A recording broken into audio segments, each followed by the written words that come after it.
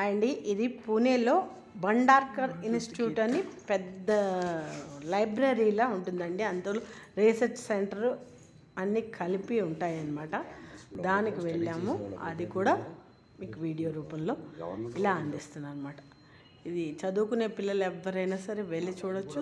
మామూలుగా పిల్లల్ని తీసుకెళ్ళి చూపిస్తూ ఉండొచ్చు అనమాట. ఇలాంటివన్నీ బాగుంటాయి. అందులో పొందుపరిచిన పుస్తకాలు అవన్నీ చూస్తే ఏ కాలం నాటివో అనమాట.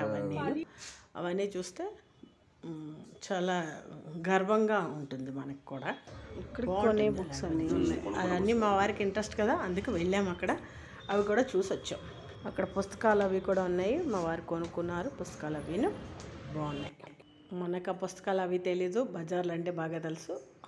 అలా వెళ్తున్న రూట్లో ఇవన్నీ కనపడ్డాయి మీకోసం వీడియో రూపంలో. పాత బిల్డింగ్ ఇదేదో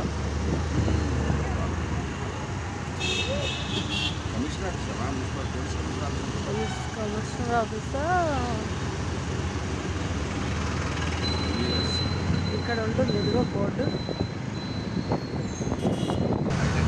ఝాన్సీ లక్ష్మీబాయి స్టాచ్యూ ఉంది.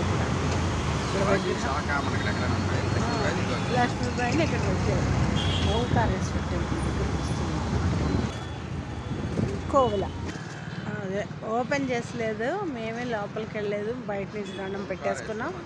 మీరు కూడా దండం పెట్టేసుకోండి. ఇక్కడి నుంచి ఓంకారేశ్వర్ మందిర్ అని ఉంది అక్కడ. అదే ఓకే, మరి మళ్ళీ మరొక వీడియోతో మళ్ళీ కలుద్దాం. అంతవరకు సెలవు, బాయ్.